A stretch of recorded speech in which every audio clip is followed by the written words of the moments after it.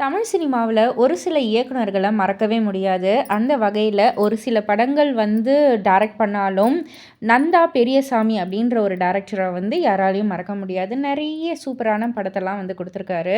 So இவரு வந்து ஆக்சுவலா இவருடைய முதல் படம் என்ன அப்படின்னு வந்து கேட்டிங்கன்னா, மகா அப்படின்ற ஒரு திரைப்படம் தான். இந்த படத்துல நம்ப ஏகே சார், அஜித் சார் தான் வந்து நடிச்சிருக்காரு. படத்தோடைய சண்டை காட்சியோ அப்போ அஜித் சாருக்கு காலில் ஏற்பட்ட எலும்பு முறிவால அவரால தொடர்ந்து நடிக்க முடியாமல் போயிருக்கு. அதேபோல அஜித்துக்காக தயாரிப்பாளர் சக்கரவர்த்தியுடன் ஏற்பட்ட பிரச்சனையால 12 நாட்கள்ல அந்த படத்தின் படப்பிடிப்பு நிறுத்தப்பட்டிருக்கு.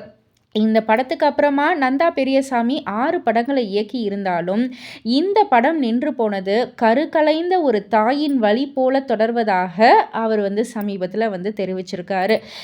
வைரமுத்து, ஹாரிஸ் ஜெயராஜ், தோட்டாதரணி, கனல் கண்ணன் என்று மிகப்பெரிய கூட்டணி கிடைத்தும் அவருடைய முதல் படத்தை எடுக்க முடியாம போனதால, நந்தா பெரியசாமி இன்னமும் அந்த கவலையில இருக்கிறது நல்லாவே தெரியுது.